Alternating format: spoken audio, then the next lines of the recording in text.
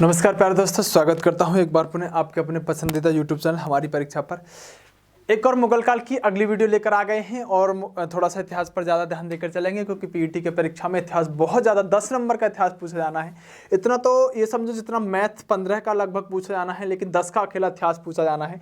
तो मैथ में तो आपको बहुत कुछ पढ़ना होता है, लेकिन इतिहास में बहुत आसान छोटी छोटी चीज़ों को पढ़ के ही काम चल जाता है। तो इतिहास पर हमें थोड़ा सा बारीकी से चीज़ों को अकॉर्डिंग टू सिलेबस पढ़ना होगा और बहुत अच्छे तरीके से बारीकी से चीज़ों को मैं आपके सामने पेश करना शुरू करूँगा, क्योंकि जो सिलेबस आपका है बिल्कुल एकदम सटीक तरीके से इतिहास से कोई प्रश्न पीईटी की परीक्षा में भी अलग नहीं जाएगा। वैसे तो आप किसी भी एग्जाम में बैठ जाएगा, अगर इतिहास का आप वीडियो देख रहे हैं तो इतिहास में कोई प्रश्न अलग जाता ही नहीं है। ये मेरी शुरू से ही यहाँ पर आदत रही है। बहरहाल आइएगा प्यारे दोस्तों, पीईटी वगैरह पर सभी पर बात करते रहेंगे। आज जो पढ़ने वाले हैं हम हुमायूं को पढ़ने वाले हैं। प्यारे दोस्तों देखिए, हुमायूं के बारे में बात करें तो हुमायूं जो यहाँ पर रहने वाला है, आप सभी को अच्छी तरह से पता होगा कि सबसे पहले मुगल काल के अंदर एक व्यक्ति होता है जो मुगल काल का संस्थापक माना जाता है। नाम होता है बाबर। बाबर के बाद जो अगला व्यक्ति आएगा वही हम आज पढ़ने वाले हैं, जिसको आप क्या कहते हैं, हुमायूं कहते हैं। और हुमायूं के बाद अगर एक व्यक्ति आएगा जिसको आप आगे अभी पढ़ने वाले हैं, जिसे आप अकबर कहेंगे। क्या कहेंगे? अकबर कहेंगे। यानी आप इसे भाजी सब्जी से याद रख सकते हैं।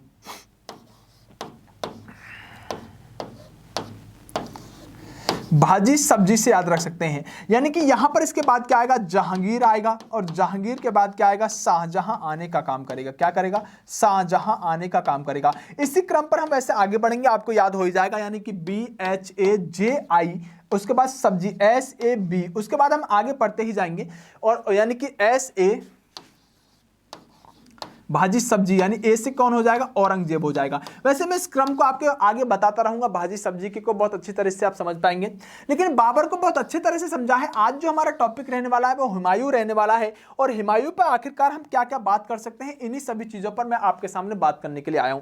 देखिए प्यारे दोस्तों, वैसे तो आप सभी जानते हैं कि अगर हुमायूं की बात करें तो 1530 में जब बाबर की मृत्यु होती है तो बाबर क्या कर जाता है कि मेरे साम्राज्य को 4 यानी बच्चों में बराबर बराबर बांट देना।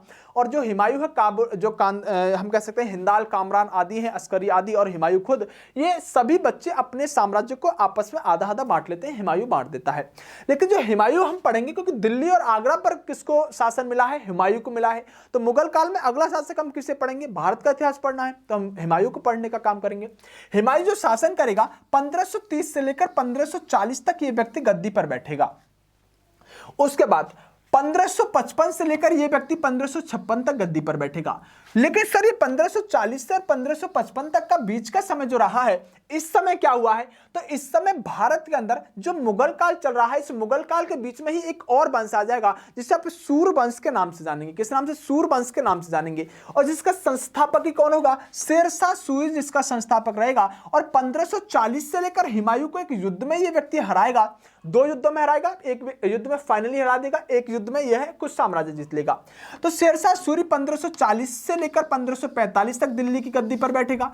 फिर शेरशाह सूरी का ही अगला शासक, सूरवंश का अगला शासक यहां पर इस्लाम शाह गद्दी पर बैठने का काम करेगा। 1545 से लेकर 1554 तक बैठेगा। और ये सूरवंश का ही आदिल शाह सूर अंतिम शासक होगा जब हुमायूं इसको गद्दी से हटाकर 1555 से लेकर 1555 में दोबारा गद्दी हासिल कर लेगा। कहने का मतलब सिर्फ इतना है, समझिएगा कि प्यारे बच्चों, जो हुमायूं यहां पर बैठेगा वो 1530 से 1556 तक गद्दी पर रहेगा। लेकिन इसके बीच में हम यह कह सकते हैं कि एक सूरवंश भी आ जाएगा जो हुमायूं को हटाकर बीच में कुछ समय शासन करने का काम करेगा। और उस वंश का संस्थापक कौन होगा? शेरशाह सूरी वंश होगा। यानी सूरी वंश को भी हम इसके बीच में पढ़कर चलेंगे। तो आपको उम्मीद करता हूं कि अगर हुमायूं का साम्राज्य पूछा जाए, शासन पूछा जाए, तो आप कह सकते हैं कि 1530 से 1556 तक। लेकिन वास्तविकता यह है कि सिर्फ 2 पार्टों में इसने शासन करने का काम किया है। पहले पार्ट में तो 1530 से 1540 करेगा, दूसरे पार्ट में 1555 से 1556 तक ही करेगा, कुछ 1 वर्ष के लिए। बीच में कौन आ जाएगा? 1540 से 1555 तक सूरवंश के शासक शेरशाह सूरी यहां पर शासन करेंगे। अब कौन है शेरशाह सूरी, कौन है इस्लाम शाह, कौन है आदिल शाह, इन सभी पर बहुत गहनता से हम आज की वीडियो में ही बात करने वाले हैं। आइएगा प्यारे दोस्तों, आगे बढ़ते हैं। अगर आपको मुगल काल के इस व्यक्ति के बारे में पढ़ना है तो बड़ा ही यह जोरदार जबरदस्त व्यक्ति है, बड़ा ही यहां पर ज्योतिषाना व्यक्ति है, बड़ा ज्योतिष में विश्वास रखने वाला व्यक्ति है, 7 कलर के कपड़े पहनने वाला बादशाह है मुगल काल के अंदर, और अफीम का बड़ा जबरदस्त शौकीन है। यानी कि ये एक ऐसा व्यक्ति रहने वाला है जो नसरनी टाइप का व्यक्ति रहने वाला है। आज उसी के बारे में हमें आपको पढ़ना है। और अगर पढ़ना है तो देखिए, इस व्यक्ति के बारे में अगर आप जानते हैं तो हुमायूं ने कुछ आक्रमण करने का काम किया है। हुमायूं के द्वारा करे गए आक्रमण क्या है? 1531 में इस व्यक्ति ने कलिंजर पर आक्रमण किया और हुमायूं ने यहां पर प्रताप रुद्रदेव को हराने का काम किया। इस व्यक्ति ने 1532 में दोहरिया का एक युद्ध लड़ा और इंपोर्टेंट युद्ध होगा दोहरिया के युद्ध में इस व्यक्ति ने क्या किया कि बिहार के अंदर दोहरिया पड़ता है और हुमायूं ने महमूद लोदी को मारा गया। यानी महमूद लोदी को जो हराने का काम किया है वो दोहरिया के युद्ध में किया है। और महमूद लोदी कौन है? तो महमूद लोदी एक वह व्यक्ति है जो कि आपने अभी इससे पहली वाली वीडियो में ही पढ़ा होगा, जिसने बाबर के साथ एक युद्ध लड़ा था। पानीपत का युद्ध, खानवा का युद्ध, चंदेरी का युद्ध और घाघरा का युद्ध, 4 युद्ध यहां पर बाबर ने लड़े थे। उसमें से जो अंतिम युद्ध यहां पर महमूद लोदी के साथ लड़ा था, लेकिन बाबर से महमूद लोदी को नहीं मार सका था। यह व्यक्ति जो महमूद लोदी था, यह एक अफगान व्यक्ति था। कौन था? अफगान व्यक्ति था। अफगानी कह सकते हैं, अफगान व्यक्ति था। यह अफगानी व्यक्ति था और अफगानी होने के साथ साथ इसकी दुश्मनी बाबर के बाद भी रही मुगल काल के लोगों से, मुगल काल के शासक से। तो इसकी दुश्मनी फिर हुमायूं से भी रही। तो हुमायूं ने दोहरिया के युद्ध में महमूद लोदी को मारने का काम किया। आपसे प्रश्न पूछा जाता है महमूद लोदी किस युद्ध में मारा गया? तो बच्चों को अक्सर याद होता है कि जो बाबर के साथ युद्ध लड़ा है महमूद लोदी ने, तो बाबर के सामने ही मारा गया होगा।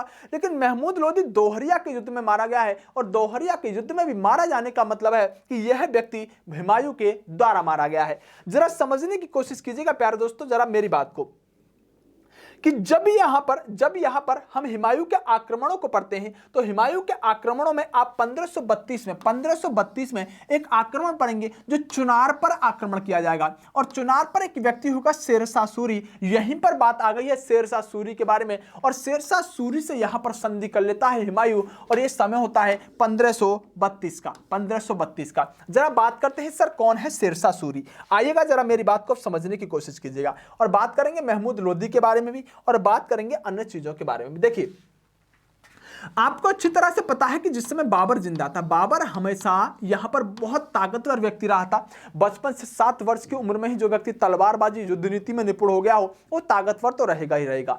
तब बाबर ने यहां पर हुमायूं से कहा था कि देख हुमायूं, तुझे यहां पर ध्यान देना है।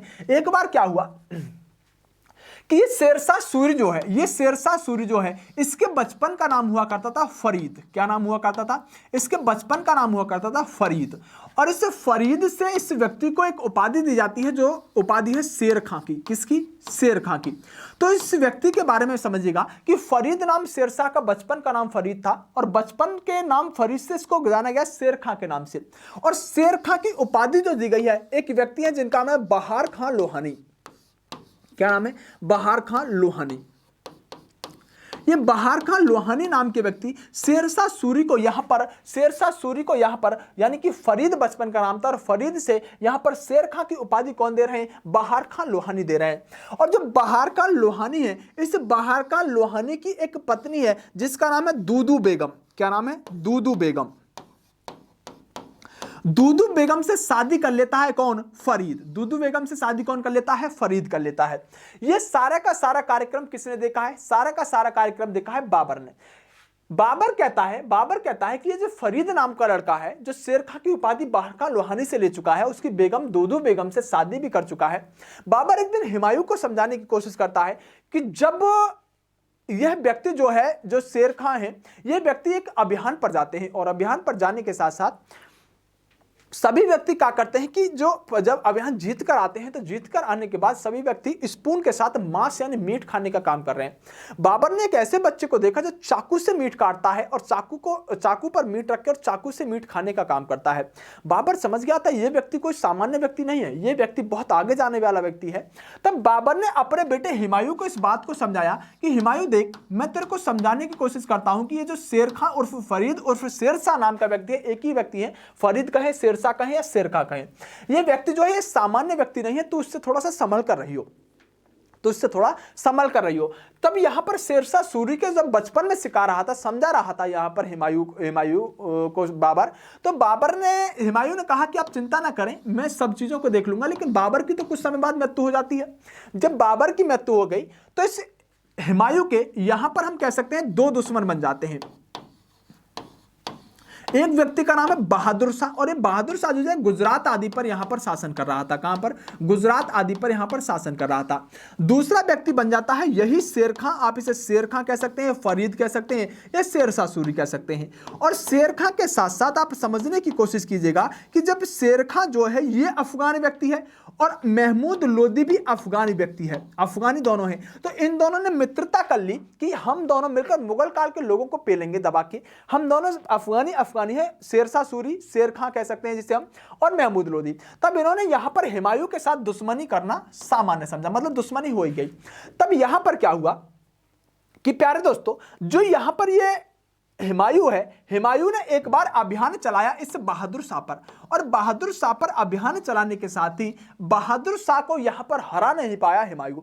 जब बहादुर शाह को हरा नहीं पाया तो हराने के ना वजह से यहां पर जब ये वापस लौट रहा था तो बीच में महमूद लोदी ने सोचा कि क्यों ना इस हुमायूं को, जब हारा थका हुआ आ रहा है, इस हुमायूं को मैं यहां पर जबरदस्त तरीके से पेल दूं और अपना यहां पर जो इसके बाप ने गलती की थी उसका यहां पर बदला निकाल लूं। स्थान था वही दोहरिया नामक। कौन सा स्थान था? स्थान था दोहरिया। इस दोहरिया नामक स्थान पर महमूद लोदी और यहां पर हम कह सकते हैं हुमायूं की टक्कर हो गई। जो समय कौन सा रहने वाला था? समय रहने वाला था 1532, जो मैंने अभी आपको बताया दोहरिया का युद्ध, जिसमें यहां पर हुमायूं ने किसको मार दिया? हुमायूं ने महमूद लोदी को मार दिया। और महमूद लोदी जब भागने लगा, भागते हुए महमूद लोदी ने जब यहां पर शेरशाह की शरण ली, उसके बाद शेर खां पर भी आक्रमण करने के लिए जब हुमायूं आगे बढ़ा तो शेर खां ने यहां पर क्या कर ली? शेर खां ने 1932 में ही यहां पर संधि कर ली। दोहरिया के युद्ध में महमूद लोदी तो मारा गया, लेकिन शेर खां ने यहां पर मजबूरन संधि कर ली हुमायूं के साथ। और हुमायूं को लगने लगा कि मेरे पिताजी कहते थे कि एक तो इस शेर खां से बच के रहियो, और दूसरा बहादुर शाह पे भले ही आक्रमण किया था लेकिन जीत नहीं पाया था, लेकिन कॉन्फिडेंस जरूर बढ़ गया था बच्चे का। उसके बाद महमूद लोदी को खत्म कर ही दिया तो हुमायूं को लगने लगा कि अब मैं एकदम से जबरदस्त तरीके से, शानदार तरीके से लाइफ जीऊंगा, मेरा कोई दुश्मन बचा ही नहीं है। वैसे से बहादुर शाह जफर के बारे में मैं बात करूं तो बहादुर शाह जफर ने एक बार आक्रमण किया था चित्तौड़ पर। किस पर? चित्तौड़ पर आक्रमण किया था। और यहां पर कर्मावती नाम की एक महिला रहा करती थी, और कर्मावती नाम की जो महिला थी, इस कर्मावती या करमवती नाम की महिला को कभी बाबर ने अपनी बहन बना लिया था। जब इस बहादुर शाह ने चित्तौड़ पर आक्रमण किया, वहां की रानी कर्मावती ने हुमायूं के लिए चिट्ठी लिखी थी, और चिट्ठी लिखकर पहली बार राखी का प्रयोग किया था। मुगल काल में पहली बार राखी का प्रयोग किया गया था इतिहास के अंदर, जब राखी बेचकर अपने भाई मानकर हुमायूं से यहां पर मदद मांगी थी। किसने? करमवती नाम की यहां पर महिला ने, जो राजपूत शासक थी। तब यहां पर जब मुगल काल का व्यक्ति जो हुमायूं था, इसने मदद नहीं की थी इस करमवती की, क्योंकि आप इस बात को समझने की कोशिश कीजिएगा, क्योंकि इससे बहादुर शाह जफर ने हुमायूं से यह कह दिया था कि मैं ये आक्रमण काफिरों के खिलाफ करने जा रहा हूं, और काफिरों का मतलब है कि हिंदुओं के खिलाफ, तो इसमें मुस्लिम होने के नाते टांग मत अड़ाना। बाद में करमवती का जब साम्राज्य, यानी कि करमवती का साम्राज्य को अपने साम्राज्य में मिलाने का काम करता है, उसके बाद यह बहादुर शाह जफर पर भी हुमायूं आक्रमण करेगा और एक संधि करने के लिए इसे भी मजबूर कर देगा। बहरहाल आप जरा प्रश्नों पर आने की कोशिश कीजिएगा। देखिए, मैंने आपको एक युद्ध बताया दोहरिया का युद्ध, जो 1532 में हुआ। आजकल 1932 याद आता है। जो 1532 में हुआ, दोहरिया के युद्ध में हुमायूं ने महमूद लोदी को मार दिया। उसके बाद 1932 में ही जो शेरशाह सूरी है, जो चुनार पर आक्रमण कर रहा है, इस चुनार पर शासन करने वाले शेरशाह सूरी के साथ यहां पर संधि कर ली हुमायूं ने, और हुमायूं अपने आप को ओवर एक्टिंग वाला व्यक्ति समझने लगा। शेरशाह सूरी का बचपन का नाम क्या था? फरीद इसके बचपन का नाम था। शेर खां नाम की उपाधि इसको एक बाहर का लोहानी नाम के व्यक्ति ने दी थी, और बाहर का लोहानी की बेगम दूदू बेगम, जिससे यहां पर शादी कर ली थी, यहां पर फरीद उर्फ शेरशाह सूरी ने। इतना आपको उम्मीद करता हूं अच्छे से समझ में आ गया होगा। आगे समझिएगा बात को। जैसा कि मैंने कहा कि 1936 में गुजरात के शासक बहादुर शाह से यहां पर संधि कर ली और वहां पर आक्रमण करने का काम किया था। अब 1938 में क्या हुआ? 1938 में क्या हुआ कि हुमायूं ने सुना कि यार, जो चुनार के 1932 में चुनार के शासक इस फरीद के साथ जो मैंने संधि की थी, वो संधि की सारी नियम शर्तें तो इसने शेरशाह ने तोड़ दी है, ऐसा सुनने के लिए 1938 में आया। और संधि कब की थी इसने? 1932 में कर रखी थी कि भाई अपना अपना साम्राज्य अलग होगा, तू मेरे साम्राज्य में इंटरफेयर नहीं करेगा, मैं तेरे साम्राज्य में इंटरफेयर नहीं करूंगा। ऐसी यहां पर बात सुनने के लिए मिली। 1938 में चुनार पर शेरशाह सूरी यहां पर जब भाग गया तो हुमायूं वहां पर जश्न मनाने लगा था, और जश्न मनाने के साथ ही शराब वराब पी रहा था। तो जश्न मनाने के साथ ही इसको जब पता चलता है कि शेरशाह सूरी ने सारी की सारी यहां पर शर्तें जो है संधि की तोड़ दी हैं, तो संधि की शर्त तोड़ने की वजह से शेरशाह सूरी जो हुमायूं था, ये हुमायूं 26 जून 1939 में शेरशाह सूरी की तरफ बढ़ता है। और शेरशाह सूरी की तरफ जब बढ़ता है, क्योंकि 1932 में जो संधि की थी शेरशाह सूरी ने, उन सभी शर्तों को यहां पर शेरशाह सूरी ने तोड़ दिया। जब इस बात का बदला लेने के लिए कि भाई तू शर्तों को तोड़ क्यों रहा है, हुमायूं नाम का व्यक्ति 26 जून 1939 को इस शेरशाह सूरी को सबक सिखाने के लिए बढ़ता है, क्योंकि एक बार संधि कर चुका था डर की वजह से, दोहरिया में महमूद लोधी को मार दिया था। तो उसने सोचा शेरशाह सूरी सामान्य सा व्यक्ति है, इसको सिखा कर आता हूं, आइएगा। इन दोनों के बीच में यहां पर चौसा का युद्ध होता है, और चौसा का युद्ध जो होता है, चौसा बिहार के अंदर पड़ता है, और शेरशाह सूरी ने यहां पर हुमायूं को हरा दिया, और हुमायूं की जान एक व्यक्ति ने बचाई, जो कि यहां पर भिश्ती नाम का व्यक्ति था। किस नाम का? भिश्ती नाम का व्यक्ति रहने वाला था। किसने बचाई? भिश्ती नाम के व्यक्ति ने हुमायूं की जान बचाई। जरा बात को समझिएगा पूरी को। देखिए, चौसा का जो युद्ध हुआ है ये इंपोर्टेंट युद्ध होगा, आपसे बेहतरीन तरीके से इस प्रश्न को पूछता है। चौसा का युद्ध पहली बात तो जो हुआ है वो कब हुआ है? चौसा का युद्ध प्यार दोस्तों आप कह सकते हैं चौसा का युद्ध 1539 में हुआ है। कब हुआ है? 1539 में हुआ है। एक तरफ किसके बीच में हुआ है? हुमायूं के बीच में हुआ है, और दूसरी तरफ कौन था? आप कह सकते हैं शेरशाह था, शेरशाह सूरी था। और शेरशाह जो था ये चौसा के युद्ध में हुआ किस उस तरह से है कि जो हुमायूं नाम का व्यक्ति है, ये थोड़ा सा जब युद्ध कुछ नहीं हुआ इनके बीच में, युद्ध तो शुरू भी नहीं हुआ था, जरा समझने की कोशिश कीजिएगा हुआ क्या था चौसा के युद्ध में। इंपोर्टेंट तो यही बात होगी कि चौसा का युद्ध कब और किसके बीच में हुआ, ये प्रश्न कई बार आपसे पूछा जाता रहा है। बहरहाल समझिएगा कि हुमायूं जो था ये नीचे वाले क्षेत्र में खड़ा था, मतलब ऊपर एक पहाड़ी चोटी पर खड़ा था शेरशाह सूरी, जो नीचे खड़ा था एक गड्ढे टाइप में यहां पर हुमायूं। दरअसल हुमायूं जहां खड़ा था वो एक नदी का क्षेत्र था जिसे आप कर्मनासा नदी के नाम से जानते हैं। किस नाम से? गंगा की एक सहायक नदी होती है कर्मनासा। किसकी सहायक नदी है? गंगा की। जो हुमायूं है वो कर्मनासा नदी के तल में खड़ा है और हुमायूं खड़ा है ऊपर। इनको लगभग 5 से 6 महीने इसी बात में बीत जाते हैं कि हुमायूं कहता है तू नीचे आ उतर कर, मैं तेरे से युद्ध लड़ता हूं, संधिया की शर्तें क्यों तोड़ रहा है। शेरशाह सूरी कहता है तू ऊपर आ, एक बार कर लेते हैं फाइनल कौन किसकी शर्तें तोड़ रहा है। दरअसल इसी बात में जब 5-6 महीने गुजर जाते हैं तो कर्मनासा नदी का बहाव आता है, और दरअसल शेरशाह सूरी इसी बात का इंतजार कर रहा था कि कब नदी आए, क्योंकि नदी एक सीजन में आती थी वो कर्मनासा, कब नदी आए। और नदी आने के साथ ही हुमायूं के तोफ गोले जितनी भी सेना थी, खुद हुमायूं भी उस नदी में बहता हुआ आगे बढ़ गया। और ये जो युद्ध था कह सकते हैं शेरशाह सूरी ने जीता, लेकिन प्रमुख रूप से हम ये कह सकते हैं कि युद्ध हुआ ही नहीं था। फिर भी आपसे पूछा जाए कि चौसा का युद्ध 1539 में किसने जीता, आप कहेंगे शेरशाह सूरी की जीत हुई और यहां पर हुमायूं की हार हुई। अब हुमायूं बहता बहता यहां पर जा रहा है। रास्ते में किसी मछुआरे टाइप के व्यक्ति ने देखा कि यह तो कोई व्यक्ति बहता हुआ जा रहा है। अब उस व्यक्ति ने यहां पर मछुआरे टाइप के व्यक्ति ने उस व्यक्ति को खींचकर नदी से बाहर निकाला, 2 खींच दिए उसके रसीद गाल पर, और बोला कि जब उसे तैरना नहाना कूदना नहीं आता था तो आवश्यकता क्या कि नदी में नहाना। अब उस व्यक्ति को नहीं पता था कि यह भारत का सम्राट हुमायूं है। अब हुमायूं ने कहा कि कोई बात नहीं है, तूने मेरी जान तो बचाई है, लेकिन तू ये जानता है कि तूने गाल पर किसके मारा है।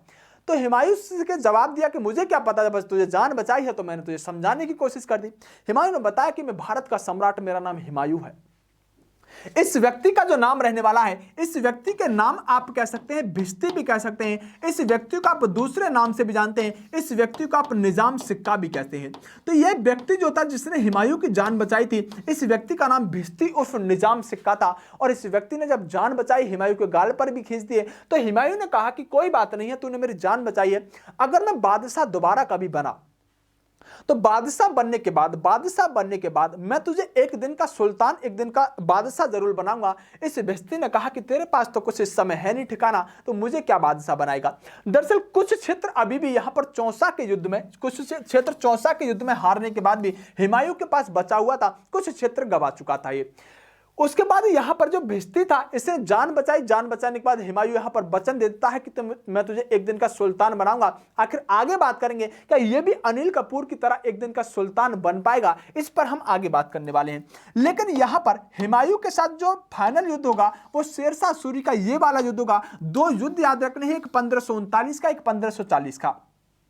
17 मई 1540 में कन्नौज या बिलग्राम, दोनों ही नाम कह सकते हैं, इसे बिलग्राम इस तरह से भी लिख देता है कई बार, और कई बार इसे बेलग्राम भी लिख देता है। तो कन्नौज या बिलग्राम का जो युद्ध हुआ है, इसके अंदर शेरशाह सूरी ने पुनः हुमायूं को हरा दिया है और शेरशाह सूरी ने इस बार दिल्ली पर कब्जा कर लिया है। पहला युद्ध 1539 में हुआ, चौसा के नाम से जाना जाता है। हुमायूं की हार हुई, शेरशाह की जीत हुई, लेकिन हुमायूं दरअसल पानी में बहकर चला गया था। दूसरा युद्ध यहां पर हम कह सकते हैं जो 17 मई 1540 को अगले ही वर्ष हुआ, कन्नौज बिलग्राम का युद्ध हुआ। इसके अंदर शेरशाह सूरी पूरी तरह से जीतता है और दिल्ली किसके हाथ में आ जाती है? दिल्ली पूरी तरह से शेरशाह सूरी के हाथ में आ जाती है। और जरा आगे समझने की कोशिश कीजिएगा वृत्तांत हुआ क्या। जब यहां पर प्यारे दोस्तों हम जानते हैं कि अच्छी तरह से कि जब यहां पर हुमायूं की पूरी तरह से हार हो जाती है, तो हुमायूं की हार हो जाने के बाद जरा अब शेरशाह सूरी के बारे में बात करेंगे। शेरशाह सूरी जो था, इसके बचपन का नाम हुआ करता था फरीद, जैसा कि मैंने आपको अभी बताया। और ये कौन था? ये सासाराम के जागीर का एक बेटा हुआ करता था। यानी जो बचपन का नाम है फरीद है और ये सासाराम के जागीर का एक बेटा हुआ करता था। और इसके मकबरे की बात करें हम शेरशाह सूरी की, तो सासाराम जो पड़ता है बिहार के अंदर पड़ता है। कहां पर? बिहार के अंदर। और इसका मकबरा जो है बिहार के सासाराम में आज भी अवस्थित है। आपसे पूछा जाता है कि शेरशाह सूरी का मकबरा कहां है, तो आप कहेंगे सासाराम बिहार के अंदर इसका मकबरा है और वहीं का ये जागीर रहने वाला था। मतलब एक जागीरदार का एक बेटा था यहां पर, जो यहां पर हम कह सकते हैं शेरशाह सूरी था। आगे समझने की कोशिश कीजिएगा। शेरशाह सूरी नाम का व्यक्ति जो है, इसको सुल्तान ए आदिल की उपाधि से नवाजा गया है और हजरत ए आला भी इसी को कहा जाता था। हजरत ए आला किसे कहा जाता था? अच्छा बताना, रैयत ए आला किसे कहा जाता था? रैयत ए आला किसे कहा जाता था? आपको मैंने बता रखा है, यह भी एक महत्वपूर्ण उपाधि है, क्योंकि इसको भी दूसरा कोई व्यक्ति नहीं, दिल्ली सल्तनत में सिर्फ एक ही व्यक्ति होगा जो रैयत ए आला की उपाधि से नवाजा गया होगा। चलिए कमेंट तो नहीं कर पाओगे, लेकिन दिमाग में दौड़ा लेना, रैयत ए आला है कौन? दिल्ली सल्तनत के अंदर अंतिम वंश में जो होगा, अब आपके दिमाग में आ जाना चाहिए। पहला कह सकता हूं कि रैयत ए आला तो छोड़ो, हजरत ए आला और सुल्तान ए आदिल की उपाधि से एकमात्र मुगल की उपाधि थी, जो कि यहां पर हम कह सकते हैं मुगल के अंदर सुल्तान ए आदिल की उपाधि कोई धारण नहीं करेगा। सिर्फ एक शेरशाह सूरी ऐसा था जिसने सुल्तान ए आदिल की उपाधि धारण की थी। इसके अलावा हजरत ए आला किसे कहा जाता है? तो हम कह सकते हैं शेरशाह सूरी को ही हजरत ए आला भी कहा जाता है। आगे समझने की कोशिश कीजिएगा। शेरशाह सूरी ने यहां पर दो तरह के सिक्के चलाए हैं, इंपोर्टेंट होगा बहुत ज्यादा।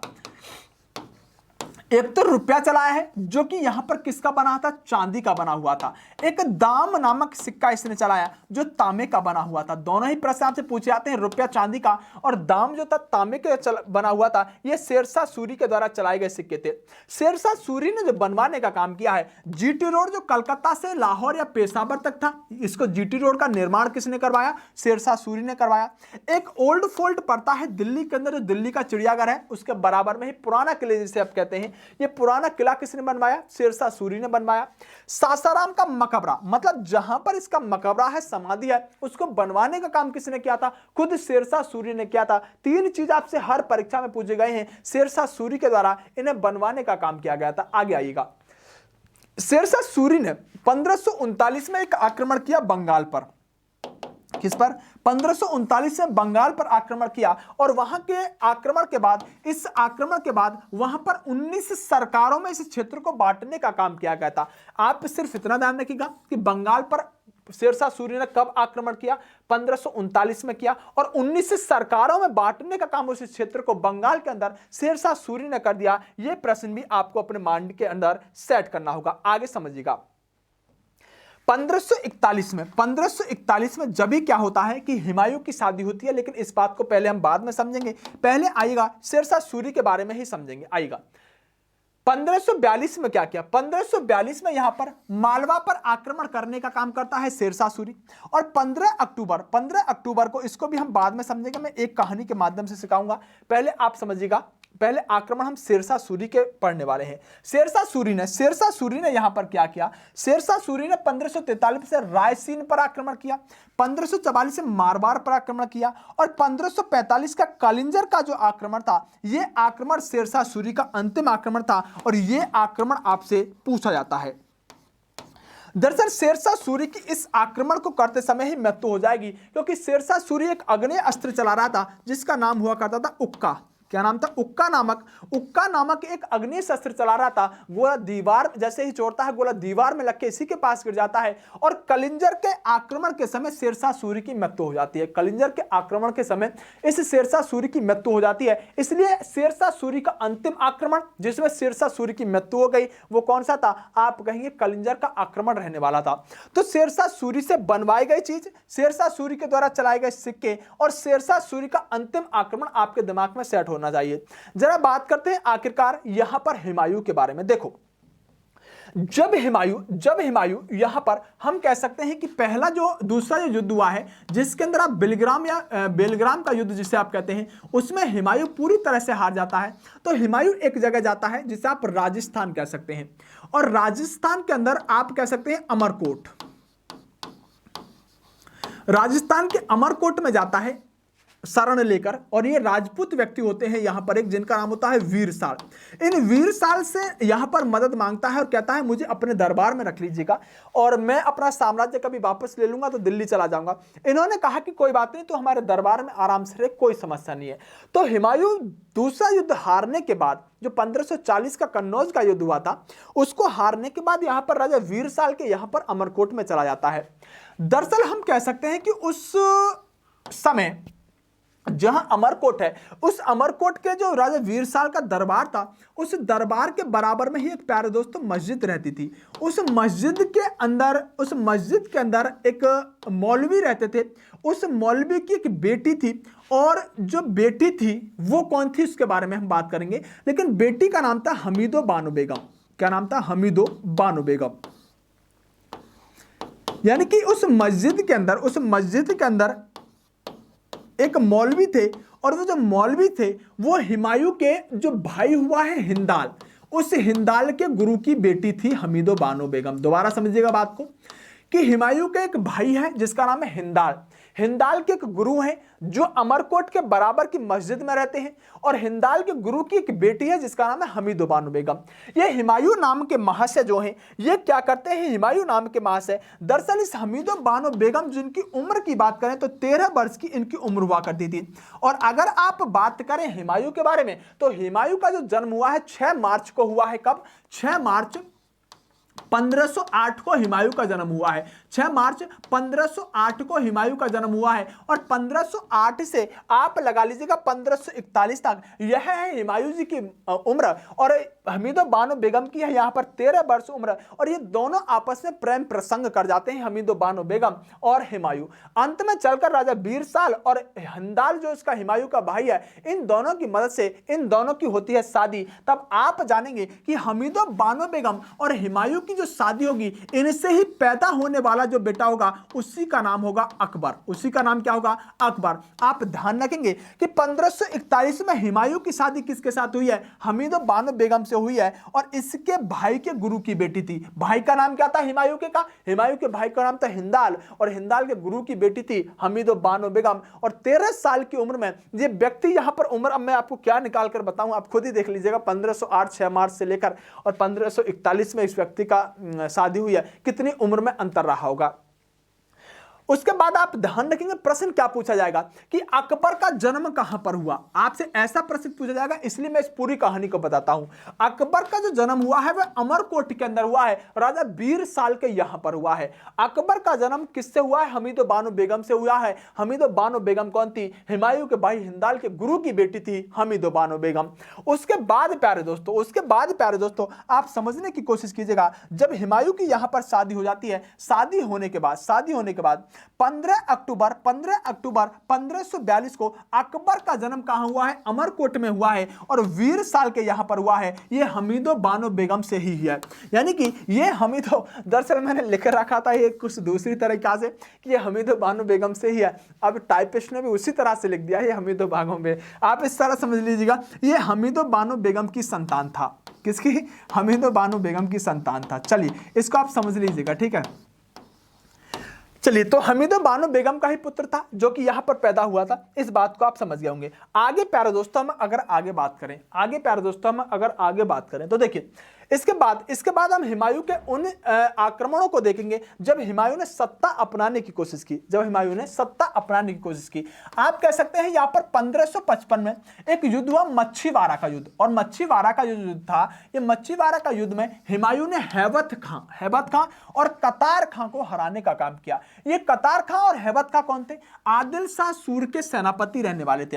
हालांकि मच्छीवाड़ा के युद्ध में हुमायूं ने आदिल शाह सूर, जो सूर वंश का शासक था, आदिल शाह जो सूर था, आदिल शाह सूर सूर वंश का शासक था, इनके सेनापतियों को तो हरा दिया, लेकिन हुमायूं पूरी तरह से दिल्ली की गद्दी हासिल नहीं कर सका।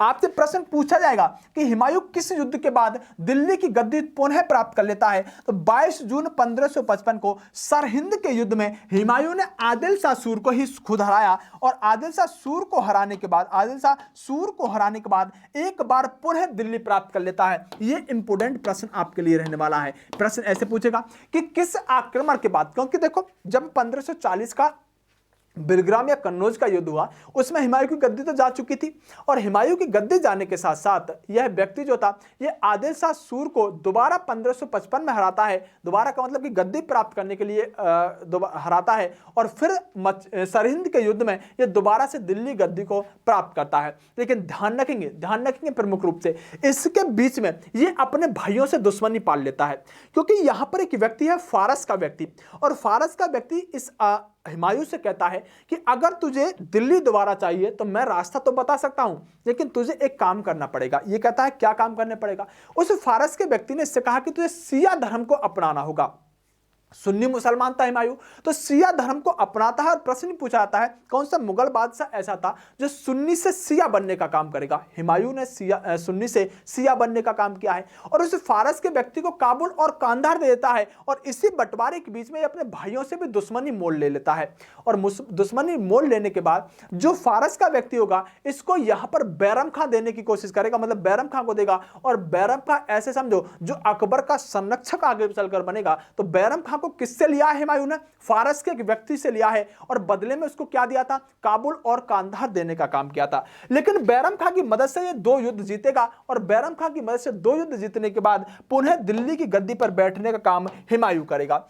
यह प्रश्न पूछाता है सरहिंद के युद्ध वाला। मच्छीवाड़ा भले ही याद मत रखना, लेकिन ध्यान रखिएगा कि हुमायूं दोबारा दिल्ली की गद्दी पर कब बैठा? तो सरहिंद के युद्ध के बाद दोबारा गद्दी पर बैठा। आगे समझिएगा, आपको अच्छी तरह से पता होगा कि इस व्यक्ति ने कहा था कि अगर मैं दिल्ली का सुल्तान बना तो निजाम सिक्का और भिश्ती को एक दिन का सुल्तान बनाऊंगा। अब इस व्यक्ति ने फरमान निकाल दिया, बोले भिश्ती और निजाम सिक्का जहां भी उसे दरबार में हाजिर किया जाए। अब जो यहाँ पर निजाम सिक्का था, उसने पेपर में पढ़ लिया होगा कि कहीं भाई हुमायूं दोबारा से गद्दी पर बैठ गया। अब निजाम सिक्का वैसे ही दुबकता हुआ घूम रहा था, कहीं ऐसा ना उस थप्पड़ का बदला कहीं आ जाकर ले। तो वैसे मुश्किल से तो निजाम सिक्का मिला होगा उस टाइम पर, लेकिन निजाम सिक्का को बुलाया गया। निजाम सिक्का को बुलाने के बाद यहां पर हुमायूं ने कहा कि मैं अपना फर्ज निभाने के लिए, अपनी बात को रखने के लिए मैं तेरे को बुलाया है, और तुझे एक दिन का सुल्तान बनाता हूं, और आज के दिन जो भी काम करेगा तू, वह काम सारे के सारे तेरे सर्वमान्य होंगे। एक सम्राट सुल्तान की तरह तू यहां पर शासन करेगा। तो निजाम सिक्का नाम के व्यक्ति ने चमड़े के सिक्के चलाए हैं मुगल काल के अंदर। किसके? चमड़े के सिक्के। यह प्रश्न आपसे पूछा जाता है, तो आप ध्यान रखेंगे कि मुगल काल के अंदर चमड़े के सिक्के किसने चलाए? तो निजाम सिक्का और भिश्ती नाम का व्यक्ति जो था, इसी ने चमड़े के सिक्के चलाए थे जब हुमायूं ने इसे एक दिन का सुल्तान बनाया था। आइएगा, हुमायूं ने जो भिश्ती नाम का व्यक्ति था, किस नाम का? भिश्ती नाम का व्यक्ति था, या निजाम सिक्का कह सकते हैं, एक दिन का शासक बनाया, और दिल्ली में भिश्ती नाम के व्यक्ति ने चमड़े के सिक्के जारी किए। इसका पूरा नाम निजाम सिक्का भिश्ती था। निजाम सिक्का, इसको टाइपिस्ट ने कुछ गलत ही कर दिया है, इसको आप ऐसे लिखिएगा भिश्ती। निजाम सिक्का भिश्ती ने चमड़े के सिक्के चलाए थे, और चमड़े के सिक्के चलाने के साथ साथ ही हुमायूं के बारे में आएगा। हुमायूं अफीम का शौकीन था। किसका? हुमायूं अफीम का शौकीन था। और देखिए, गुलबदन बेगम ने हुमायूं नामा लिखी, और हुमायूं की कौन थी? हुमायूं की बहन थी, बाबर की ये बेटी थी। कई बार पूछा जाता है हुमायूं नामा किसके द्वारा लिखा गया? आप कहेंगे हुमायूं नामा गुलबदन बेगम के द्वारा लिखा गया। और जानिएगा, जो यहाँ पर हुमायूं का मकबरा है उसके बारे में प्रश्न पूछेगा। लेकिन अब्दुल समद और मीर सैयद मीर सैयद अली ये हुमायूं के दरबारी चित्रकार थे। अब्दुल समद और मीर सैयद अली ये हुमायूं के दो दरबारी चित्रकार थे। वैसे आपसे हुमायूं के दरबारी चित्रकारों पर बहुत कम प्रश्न पूछता है। और 1556 में हुमायूं की मृत्यु हो जाती है। 1556 में जब हुमायूं की मृत्यु हो गई तो हुमायूं की मृत्यु होने के बाद जो हुमायूं का मकबरा है उस मकबरे को बनवाने का जो काम किया गया है, हुमायूं का मकबरा उसकी पत्नी हाजी बेगम ने बनवाया और दिल्ली के अंदर ये मकबरा अवस्थित है। मुगल काल का सबसे सुंदर मकबरा अगर पूछा जाए और सबसे ज्यादा व्यक्ति कहां पर दफनाए गए तो हम कहेंगे हुमायूं के मकबरे में दफनाए गए। और सबसे सुंदर मकबरा मुगल काल का किसका है तो हुमायूं का ही रहने वाला है। और अगर हम बात करें तो एक प्रश्न और ध्यान रखिएगा कि हुमायूं ने ग्वालियर के राजा विक्रमजीत से पानीपत के प्रथम युद्ध में यहां पर कोहिनूर का हीरा छीन लिया था। उसके बाद इसे बाबरी हीरा कहा जाने लगा। ये एक ऐसा फैक्ट है जो आपको याद करना पड़ेगा। बाबरी हीरा किसे कहा जाता है तो कोहिनूर के हीरे को ही बाबरी हीरा कहा जाता है। इस बात को एक बार अपने दिमाग के अंदर सेट रखिएगा। प्रश्न क्या बन सकता है एक बार सारा का सारा रिकॉल कराने वाला हूं, मेरे साथ बने रहिएगा। मैं आपको सारी चीज दोबारा बताता हूं। देखो 2 मिनट के अंदर बता देंगे। सबसे प्रमुख बात है कि हुमायूं जो है, हुमायूं दूसरे नंबर का शासक है बाबर के बाद। पहला प्रश्न यानी बाबर का बेटा है हुमायूं, पहला प्रश्न यही बनेगा। हुमायूं जो है, हुमायूं ने प्रमुख रूप से हुमायूं के समय में एक ऐसे व्यक्ति का शासक हम पढ़ते हैं जिसे हम शेरशाह सूरी कहते हैं। शेरशाह सूरी कलिंजर के युद्ध में उक्का नामक अग्नि अस्त्र चलाते समय मारा जाता है। हुमायूं नाम का व्यक्ति जो है 2 प्रमुख युद्ध लड़ता है। एक युद्ध होता है यहाँ पर चौसा का युद्ध जो 1539 में लड़ा जाता है। 1539 के चौसा के युद्ध के बाद 1540 में लड़ा जाता है बिलग्राम या कन्नौज का युद्ध, जिसमें हुमायूं पूरी तरह से हार जाता है।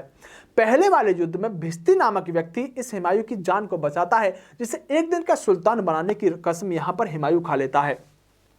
उसके अलावा यहां पर मच्छीवाड़ा का युद्ध होता है। मच्छीवाड़ा के युद्ध में आदिल शाह सूर के सेनापतियों को यह हराने का, हैबत खां और कतार सिंह को हराने का काम करता है। लेकिन सरहिंद के युद्ध में पूरी तरह से सूरवंश के आदिल शाह सूर को हरा देता है और गद्दी दोबारा हुमायूं यहां पर प्राप्त करने का काम करता है, दोबारा गद्दी पर बैठता है। और यह व्यक्ति ऐसा व्यक्ति है जो पुस्तकालय से उतर रहा होता है। जो शेरशाह सूरी ने पुराने किले के ओल्ड फोर्ट के अंदर जो पुराना किला बनवाया था उसी के पुस्तकालय से उतर रहा होता है और सीढ़ियों से लड़खड़ाकर ये इस व्यक्ति की यहां पर मौत हो जाती है। लड़खड़ा कर मरने वाला व्यक्ति आपसे पूछते हैं क्योंकि यह व्यक्ति ऐसा था, इसके बारे में इतिहासकार कहते हैं कि एक ऐसा मुगल काल का बादशाह जो जिंदगी भर लड़खड़ाता रहा और एक दिन लड़खड़ाते हुए ही यह व्यक्ति मर गया। तो यह सारे के सारे प्रश्न आपसे हुमायूं से पूछे जाएंगे। उम्मीद करता हूं कि जब इस पर मैं प्रश्न लगवाऊंगा तो बेहतरीन तरीके से हर प्रश्न का आंसर आप दोगे और बहुत अच्छी तरीके से सारे प्रश्न और बेहतरीन, क्योंकि जो मैंने 1-2 पॉइंट रह भी जाता है वो प्रश्न अच्छे लेवल का बनाकर मैं उसे आपके सामने पेश करूंगा। बने रहिएगा, सिर्फ प्रश्न तक रुक जाइएगा। हिस्ट्री में जब बताता है आपको हिस्ट्री कितनी स्ट्रांग आपकी हो जाती है। चलिए बेस्ट ऑफ लक, नमस्कार, जय हिंद दोस्तों।